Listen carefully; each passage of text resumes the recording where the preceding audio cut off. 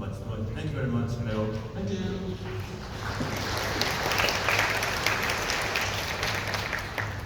본 세션의 마지막 연자인 라비 하나커스의 21세기 백신의 형평성에 대해서 발표를 하겠습니다.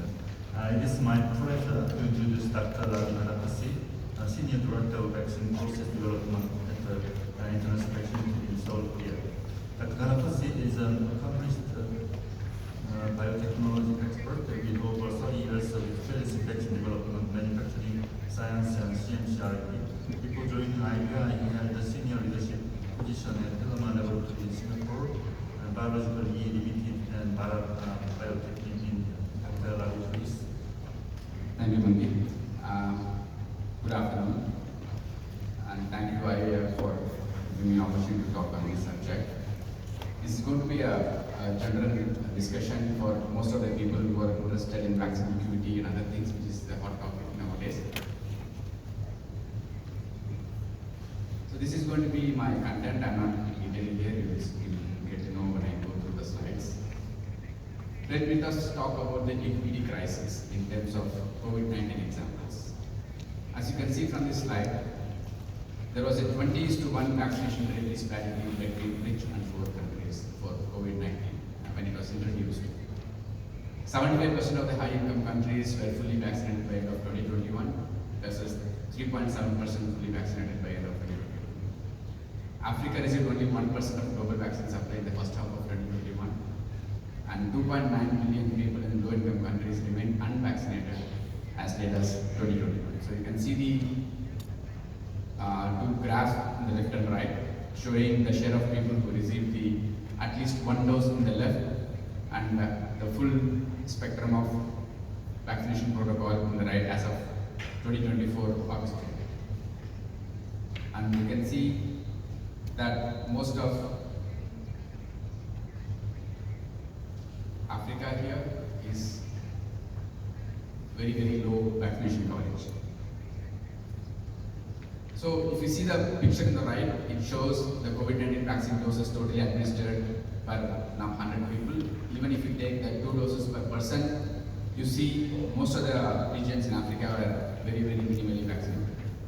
So if you see the comment here by the People's Vaccine Alliance after the study, they say that cost of vaccinating the world against COVID-19 would have been at least 5 times cheaper if pharmaceutical companies were not profiteering from monopolies on COVID-19 vaccines. So a study commissioned by the International Chamber of Commerce Research Foundation found that the global economy stood to loss as much as $9.2 trillion in terms of overall economic loss and up to $4 trillion in terms of trade flows if governments fail to ensure developing economy access to COVID-19 vaccines. You have a lot of vaccine platforms. As you can see, WHO emergency use authorization have been given for vaccines based on different platforms. And if you see the graph here, it shows the countries with the early rollout of vaccines largely mirror those with vaccine production capacity. So those with the dark, especially India, if you see, has produced a lot of vaccines because to vaccinate almost like 1.4 billion people, you have to produce most of the vaccines in-house. So the vaccine production capacity mirrored the vaccine introduction in the population. So if you see vaccine apartheid, this is the term which is currently being bandied about. We have listened about racial apartheid, this is vaccine apartheid. There are several causes for vaccine apartheid. The first one is global inequality in healthcare infrastructure between wealthier and poorer countries. Vaccine nationalism could be one of the issues, countries prioritizing their own populations for vaccine access, hoarding supplies and limiting exports with exacerbates the disparities. Intellectual property rights and patent laws, restrictions on the sharing of vaccine technology and patents prevent wider manufacturing, limiting access in low-income countries. Limited global distribution mechanisms like insufficient international cooperation and distribution framework, they hinder equitable access to vaccines worldwide. Then we have economic disparities like reduced financial capacity in developing nations, which are affecting their ability to purchase and distribute vaccines. and logistical challenges like difficulties in cold chain management, transportation infrastructure, and developing countries also impacting the vaccine program. So what could be the consequences of this vaccine apartheid? One could be prolonged pandemic duration, because unequal vaccine access allows the viruses to persist, mutate, and spread globally. Increased morbidity and mortality due to lack of vaccines. Economic disparities widening, giving greater economic setbacks affecting global economic recovery. Public health inequities amplifying global health inequities. Resurgent variants which facilitate emergence of new variants due to unequal vaccination rates.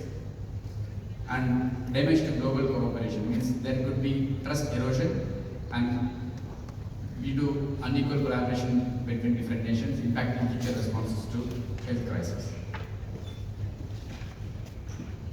So we have seen what vaccine inequity could do and what could be the causes for this. How to mitigate that? One could be technology transfer and capacity building. There could be different models like bilateral technology transfer, which is the very old model where technology owner or inventor or developer who owns the rights transfers the technology for recipient organization to manufacture it. The second one could be technology transfer platforms where distributed stakeholders sharing technology and know-how via virtual space like consultants, organizations, experts. They form a platform and they help manufacturers to get the technology depending on the needs. And the third one, which is currently being in vogue in several countries, is technology transfer hubs, where the know-how owners, technical assistants, advisors, developers, researchers, manufacturers all form a hub, and then they use as a hub and spoke model to transfer the technology to different manufacturers. There could be incentives for technology transfers in terms of different stakeholders. For big pharmaceutical companies who have the patents and knowledge, the incentives could be that they benefit directly from expansion of production capacity and markets and profits. They can bring in cheaper investment than capital raised from the market while reducing entry barriers and political risk. They could benefit from the maximization of stakeholder value and the improvement in public image and brand value. For local pharma companies in regional hubs, they will be keen to join such an initiative because they will give a rare opportunity for them to have a technology transfer and capabilities upgradation. For the governments in global south or global north, they will be interested in supporting such such initiatives due to pandemic economic recovery. It will be only possible if the pandemic is defeated globally, not locally, given the high mobility of people and the global organization supply chains. The US, France, Germany, China, and many other country governments have already contributed to the initiatives such as COVAX and ACT set up by WHO during the COVID crisis.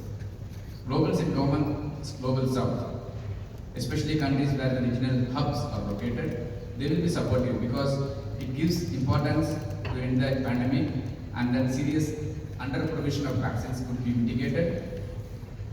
And it also gives them the rare opportunity for technology transfer, industrial upgradation, and structural change. For international organizations like WHO, including COVAX, United Nations, World Bank, and IMF, they will actively support for the creation of joint ventures in regional hubs given their mission. So this could be different incentives for different stakeholders. You see here, WHO mRNA Hub. This is one of the examples. This is being set up in South Africa as a spoke. Here you see in the orange, and all other blue shaded regions are the countries where the spokes are located. The roles and responsibilities are clearly defined for this hub. It is co-led by WHO and Medicines Patent Pool. The program was integrated with Health Technology Access Program. WHO brings global expertise to support product development, working across the whole value chain, and assist with training, GMP, good manufacturing practices, quality management, regulation, and liaising with national authorities. And MPP covers areas including funding, legal frameworks, IP, relationship with civil society organizations, communications, and support for the tech transfer process. What are the key achievements to date for this mRNA hub? Afrigen Biologics and Vaccines, they were the hub. They were the first vaccine mRNA manufacturing facility set up in Africa, developed its own COVID-19 mRNA vaccine technology. South Africa has 15 recipients across continents like Africa, Asia, Latin America. First technology transfer was completed in September 2024 to BioVac in South Africa, with 3 additional partners receiving technology in 2024. It's an open source approach, no licensing fees, shared knowledge platform. Timeline of achievement is 18 months from the concept of the first doses. Increased capacity to produce safe and effective mRNA health products in countries with no prior foundation of skills, equipment, technology, and know-how. So WHO is supporting the establishment of R&D consortia to address priority diseases in LMICs and to expand mRNA production to address regional health priorities. It has identified 8 targets for R&D consortia to address, including diseases as well as components to make mRNA-based products such as lipids. And capacity building beyond manufacturing is the objective for this hub. There are some case studies we just quickly go through for this capacity building. During COVID, and I'll give you a few examples of COVID. This was as of March 2022, you can see in the right, the different platforms, manufacturing, and different companies in the bottom, and how many technology transfer these companies did to receiving entities. There were more than 113 COVID technology, vaccine technology transfers identified as of March 2022, 19 in Africa, 51 to Asia, 14 to Latin America, and 9 to Middle East. And Gamaleya's research institutes viral vector and AstraZeneca's viral vector have been the most outsourced COVID vaccine platforms.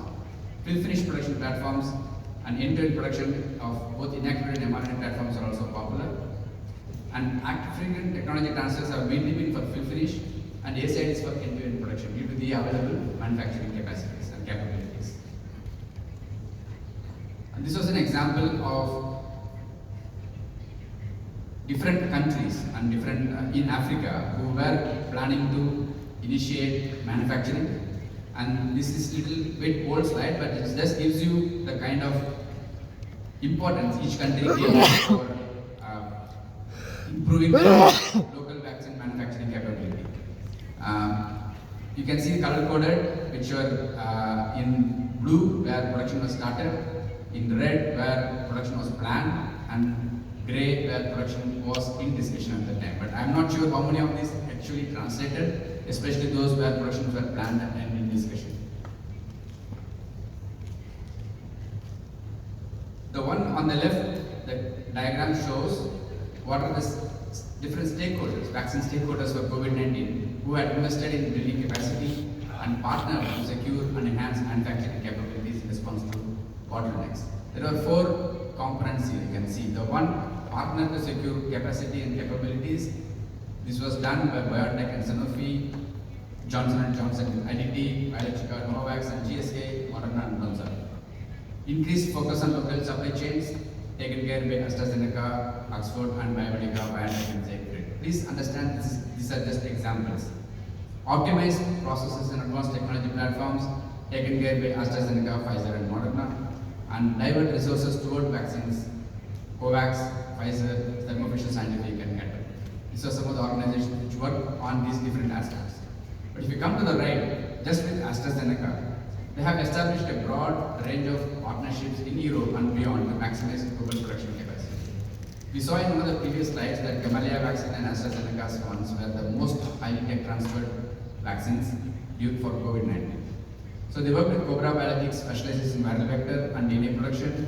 They work with Halix, focuses on production of viral vectors, IDT for manufacturing, Thermo Fisher for manufacturing, originally for producing 1/3 of expected viral vector capacity, Catalent, 28,000 square meter facility specializing in fill and finish facilities, Oxford and Biomedica, broad range of new facility for gene therapy converted into vaccine manufacturing, and traditionally supplying medicines to NHS, that is CP Pharma, and now filling up to 150,000 vials per day. So these are like some of the partnerships which they entered into, like Serum Institute of India, Emergent Biosolutions, Bioguntang Thai, and then R-Farm in China. So coming to vaccines manufacturing and some, how does it look currently in the world? So this is just an example of regional immunization vaccine manufacturing program examples. You see in the North America, United States have these vaccines as part of the public immunization programs. South America, a Chile example is given, and for South Africa, South African example is given, and for Asia it is India and China, and for Europe it is Germany and Spain. So these are the vaccines funded by national governments, included in the national immunization programs by continent and regional examples. But when you look at the common vaccines, here also there is an equity crisis. You see in the left, the graph showing the percentage of vaccination covered for these regular vaccines in different countries all over the world. And in the right is the mapping of world's zero-dose children. Means the chart shows the proportion of children in 2023 in the 204 countries included in the IHME study who had never received a single vaccine dose. And see again the concentration in Africa and some of the South American countries and also Mexico, for example. You see the graph on the left, which shows share of market of volume by manufacturers in 2023. Serum Institute produces almost like 22% of the whole number of vaccines by volume. Pfizer 11%, Bharat Biotech 9%, BioNTech 5%, Sanofi 7%, for example. If you come to the right, the share of market by financial value. This is volume and this is value here. You see, SIA produces 22% of the whole vaccines by volume, but the value, if you see here, is only 2% in value. Pfizer produces 11% of the vaccines by volume, but they actually have 25% of the overall market value. So this is again how the different continents and different regions prioritize the vaccines for different pricing mechanisms. So there is a current model is centralized supply chain model, and it has its own impact. 80% of vaccine manufacturing is done in 10 countries almost. So low income countries, 95% is import dependent. Donor recipient relationship is rather than partnerships for aid-based distribution. Supply chain again is fragile because single points of failure exposed during COVID-19. If you see the graph and the tables here, Americas have a population of almost 1 billion. They produce about 5.5 billion of doses of vaccines. Africa, 1.4 billion population, 0.03 billion of doses of vaccine. Europe, 0.75 billion population, 5.4 billion. And Asia, 4.75 billion of population, and it produces 16.25 billion of production. And this is more revealing for you. This is the global distribution of vaccines based on the WHO region, where manufacturing is headquartered in this axis, y-axis, against WHO region where doses are procured by x-axis, this one. For example, if you take a Western Pacific region, it uses vaccines produced for this percentage for those vaccines produced in China. And this is from non-China Western Pacific region. And these are from other regions. For example, green come from Southeast Asia region, India, where it is shaded, and the whole block, wherever it is produced, is like Southeast Asia region without any bar lines. So this is how the vaccine is distributed. If you see, most of the areas in Southeast Asia, in Eastern Mediterranean region, in Americas region, and also African region, most of the vaccines produced are all manufactured either in India or other Southeast Asian regions. And next major contributions comes from Europe and then America. So why these companies could produce so much of vaccines in those particular regions? One example I could give is Serum Institute, because that is the one which is producing the maximum number of doses by volume. It's the world's largest vaccine manufacturer, demonstrating the scalable model of manufacturing. 1.8 billion doses annually it produces across various multiple vaccine platforms. Supplies 60% of Gavi's WHO routine immunization vaccines. 2.9 billion Covishield doses for 170 plus countries has been produced and distributed. Almost like 90% of India's vaccine for COVID was covered by Covishield. And technology absorption, it has licensed more than 15 plus different vaccine technologies, successfully scaled up and distributed to the world at affordable cost. These are some of the regional examples. In the left you see Fiocruz Biomaginos, Brazil's leading vaccine manufacturer. It produces yellow fever vaccine, WHO pre-qualified, surplus global stockpile. It actually collaborates with, again, AstraZeneca, produces more than 100 million doses for its own use. Regional leadership supplies vaccines to 30 plus Latin American countries. If you go to the right, in the other Southeast Asian region, the major manufacturer is PT Biopharma, State-owned enterprise, more than 130 years old experience. It supplies 25% of global DTP vaccines. Collaboration with 15 plus international partners, including IVI. And future expansion, mRNA facility plan for 2024-25. So these are just examples how people are planning for in future. Even though they are leading in their own areas, they still want to expand and also include new technologies and new platforms to make the vaccines in the future more affordable. So what is the vision now? It should be manufacturing decentralization, especially Africa focus. Dr. Marco spoke about Ethiopia example. Same example would most probably apply to different countries in Africa also. So the future plan is to have at least 6 WHO regions with manufacturing capacity by 2030. Knowledge sharing replaces dependency. Local capacity beyond manufacturing should be enhanced. South-South collaboration means horizontal partnerships between developing countries and resilient supply chains with multiple production sources, which reduces risk more than 50% through geographic distribution. And for African countries looking to build local vaccine manufacturing capacity, some recommendations are given. Focus on high value, expanding national immunization program included vaccines such as rotavirus and BCV, as it will be difficult to compete with existing DCVMs for legacy routine vaccines. It is very difficult to beat the cost structure and the volume produced by especially countries like India. Follow backward integration strategy. Example, start with downstream vaccine manufacturing activities, build capacities and incrementally move upstream. That's what Dr. Marcos explained for Ethiopia. Start with fill finish, go to DS and then finally go back to R&D, local capacity building and technology building. Build regulatory capabilities and work towards WHO pre-qualification to supply through UNICEF Gavi channels. Leverage urgent global action for anti-COVID vaccine manufacturing. This is for the COVID time, these recommendations were given. Establish partnerships with global manufacturers, facilitated by multilaterals through tech transfer, hubs, and incentivized by government through demand guarantees. So, I am not detailing this because Marcos has given actually some of this in a little bit more detail in some of the slides, but it just gives you a vaccine chain players in Africa. In 2020 there are about 10, and in the right picture shows what are the capabilities they have, starting from R&D for import and distribution for different institutes there. And this is again the same, what are the different roles played by different countries and the companies in Africa. And 30 African manufacturing projects were announced across 14 countries in the last few years, and these are some of the examples for those initiatives. This is again a final slide on the regional manufacturing ecosystem in Africa. The target is 60% of local production of especially all the vaccines used in the national immunization programs in Africa by 2040. And $3 billion is committed for manufacturing capacity building.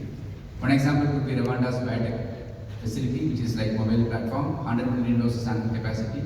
And Nigeria has invested $3 billion in vaccine manufacturing also. So this is just example for some of the vaccine manufacturing building initiatives. So what about the potential sustainable models for African market? Secondary fill finish models to start with. Expanded or improved routine model will focus on not yet fully commoditized routine products such as HPV, delivering improved product profiles or delivering vaccines where improving market health is identified as a priority. Platform leapfrog model with a focus on emerging platforms and novel products, for example mRNA-based antigens or novel vaccines in the pipeline such as HIV or next generation TB or malaria. Outbreak focused model for especially African continent outbreaks, example multivalent Ebola, oral cholera vaccine and yellow fever, and also follows routine legacy models where producing existing antigens in competition with long established manufacturers in Asia, Europe and North America. None of them is mutually exclusive, all have implications for chosen antigens, technology platforms and requirements for support. So a pragmatic pathway would be via establishment of fill finish, go back to DS and then backward integrate to R&D from near to long term. In addition, over a period of time, there is scope for broader number of smaller facilities focused on novel antigens, pending technology transfer and regulatory approval arrangements. Because the whole local regulatory ecosystem ecosystem also has to mature in Africa for it to support all this development and release of the vaccines so that they could be picked up by UNICEF and PAHO for wider supply. To one of the questions asked for Dr. Marco's lecture, this could be one example where we have potential benefit markets for new entrants against market shaping priorities. Antigens with clear market health needs are those listed here like cholera, MR, yellow fever, Ebola, malaria. Antigens needing enhanced product profiles like Rota, meningitis, pneumococcal, COVID-19, HPV. Antigens where a new supplier would not improve or may deteriorate overall market health like pentavalent, TE, polio, measles and typhoid. And this is said without the licensed vaccine like HIV, chikungunya, RSV, we just have the first vaccine approved and few others. And these are the market volumes demand for potentially priority antigens. You have from 2020 to 2040 projections given for different vaccines of those in the category here. What are the emerging technologies?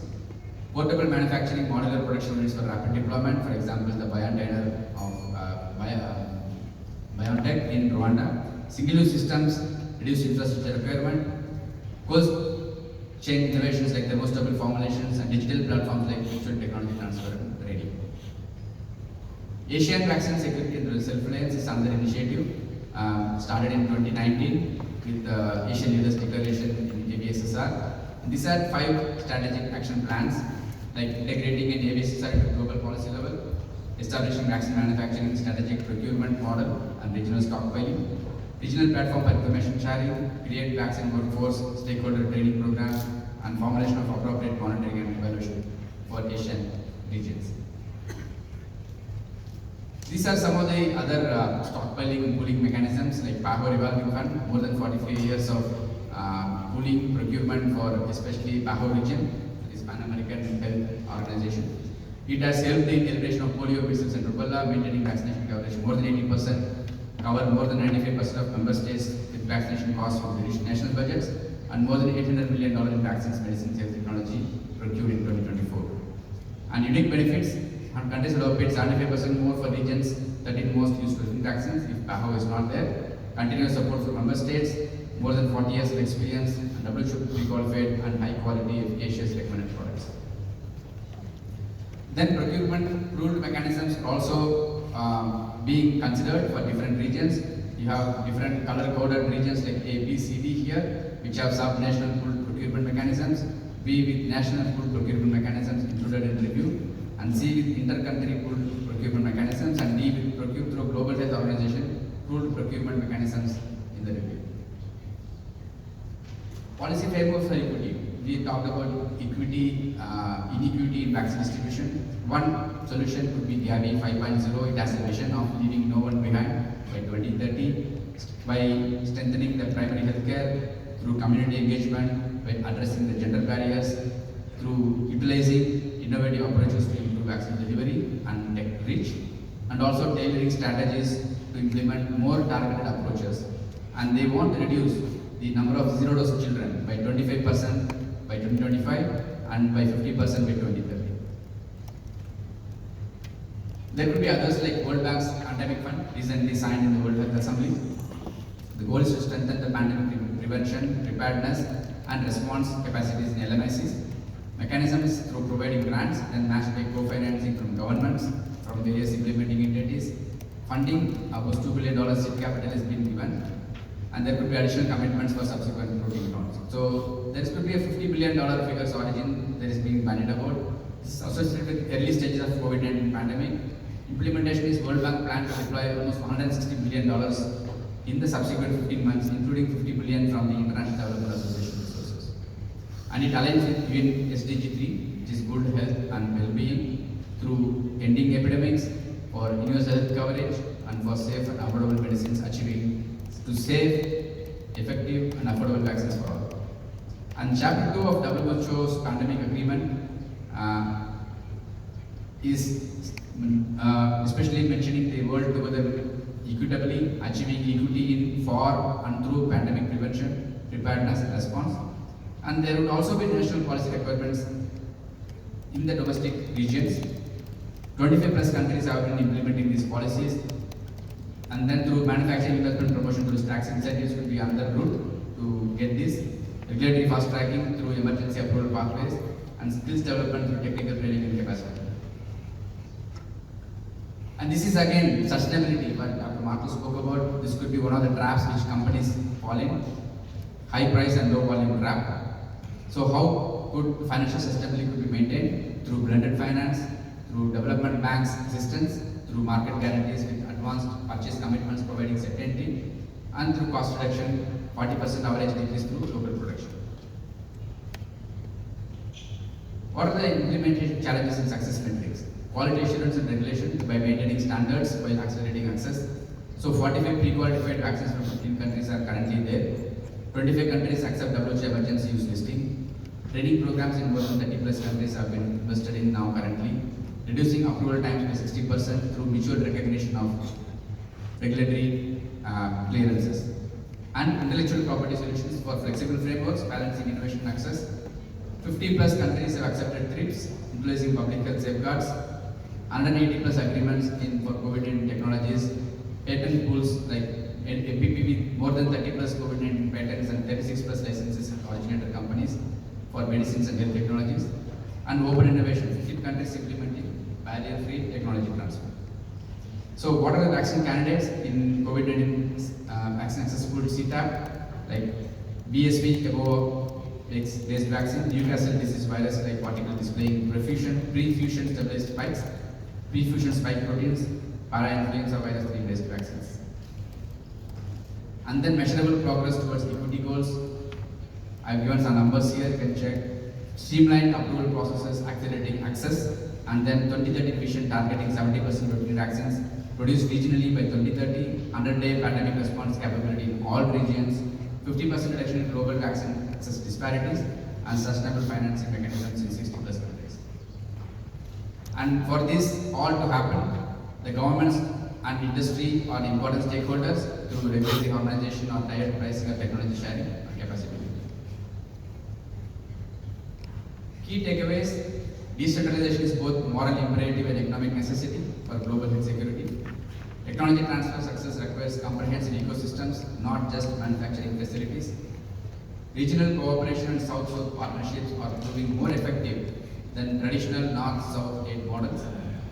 Regulatory harmonization and equity, quality assurance, and critical enablers for successful decentralization. Sustainable financing models must replace aid-dependent approaches with market-based solutions. And the industry has both opportunity and responsibility to lead this transformation while maintaining innovation incentives.